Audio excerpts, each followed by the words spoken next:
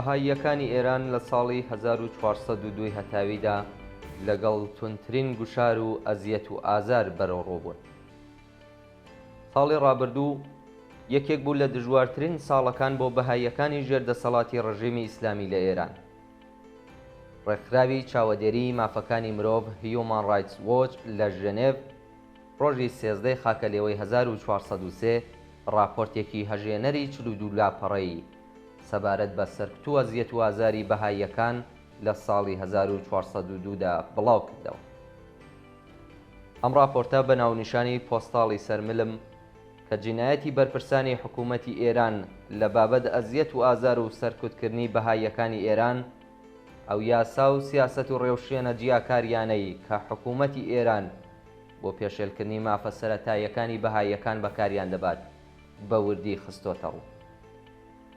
لەم راپۆرتەدا هاتووە کە ئازار و سەرکوتی سیستماتیکی 45 ساڵەی کۆمەڵگەی بەهایی لەلایەن حکوومەتی ئێرانەوە بە گوێرەی یاساکانی سزادانی نێودەوڵەتی نمونەی جنایەت لە دژی مرۆڤایەتیە.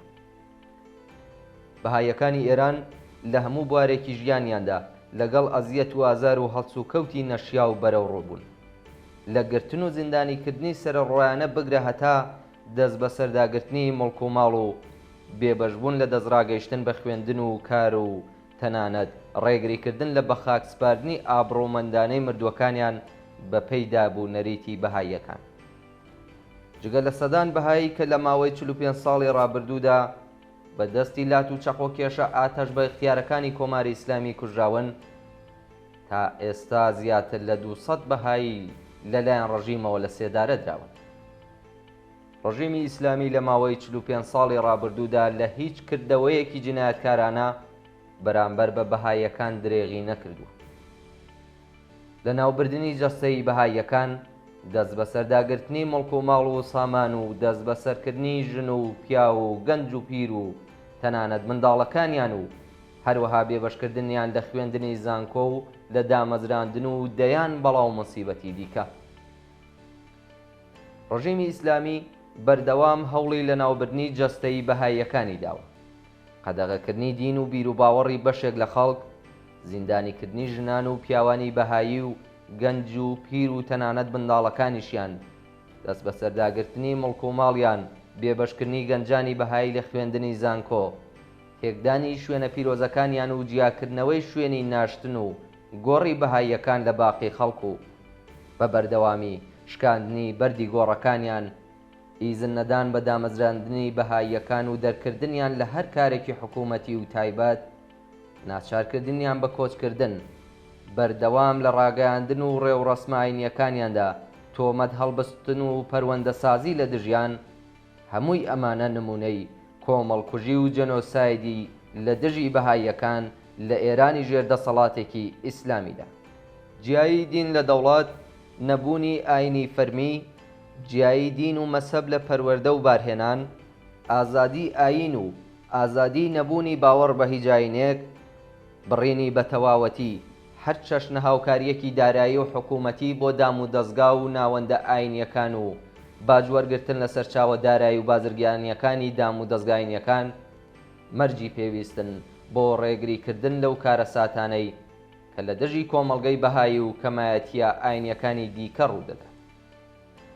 ئەگەر چی 45 ساڵە ئازادی و مافە سەرەتاییەکانی کۆمەڵانی خەڵکی ئێران لەلایەن کۆماری ئیسلامیەوە بە تونند و تیژترین شێوە پێشێل دەکرێن، بەڵام لەم نێوەندەدا بەهاییەکان تەنیا بەهۆی بیر و باوەڕەکانیانەوە لەگەڵ بێبەشی و ڕەنج و ئازاری گەلێک زیاتر بەرەوڕووبوون و گیان و ژیان و دار و نەداریان بەردەوام لە مەرترسیدا بووە. حکوومەتی ئیسلامی لەگەڵ هەر دیاردەیەکی پێشڕە و پێشکەوتن خواز ئینسانی و ئەمڕۆیی کە بایەخی جیهانیان هەیە دژایەتی دەکات. هەر لە مۆسیقا و هونەرەوە بگرە تا سینەما و شانۆ، ئازادی ڕادەربڕین و تا چاپ و بڵاوکردنەوەی ئازادانەی کتێب و گۆڤارەکان، لە بوونی دەنگی ناڕازی و چالاکی حیزبە سیاسی و کرێکاریەکانەوە تا ڕێکخراوە مەدەنیەکان و مافی ئاژەڵان و پاراستنی ژینگە. هیچ ڕێکخرا و دامەزراوەیەکی سربەخۆ نەبووە کە هەڵسوڕاوە سەرەکیەکانیان لەگەڵ سەرکوت و زیندانیکردن و ئەشکەنجە و لە سێدارەدان بەرەوڕوو نەبوو بێتەوە. بەڵام هەڵس و کەوت لەگەڵ بەهاییەکان زۆر بێبەزەییانەتر و کۆنەپەرستانەتر بووە. دیفاع و بەرگەریکردن لە پەیڕەوانی ئاینی بەهایی لە بەرامبەر ئەزیەت و ئازاری ڕژیمی کۆنەپەرست و دژە ئینسانی کۆماری ئیسلامیدا ئەرکێکی ئینسانیە. پێویستە هەر لە ئەمڕۆوە و بە هەموو ئیمکاناتێکی بەردەست و بەبێ هیچ دوو دڵی و ڕاڕاییەک لە بەرامبەر ڕژیمی ئیسلامی ئێراندا دیفاع لە مافە ئینسانیەکانی بەهاییەکان بکەین. یەکێک لە شانازیەکانی خەڵکی تێکۆشەری کوردستان بەردەوام بریتی بووە لە پێکەوە ژیانی ئاشتیانەی هەموو ئاین و بیر و باوەڕەکان بەبوون و تەحەمولی بەهاییەکانیشەوە. کوردستان هەتا ئێستاش تاکە ناوچە یان لەو بەدەگمەن ناوچانەیە کە تیایدا بەهاییەکان لەلایەن خەڵکەکەیەوە بە باوەشی ئاوەڵاوە قبول کراون و ئاین وەک پرسێکی تایبەتی خەڵکدا دەنبێت.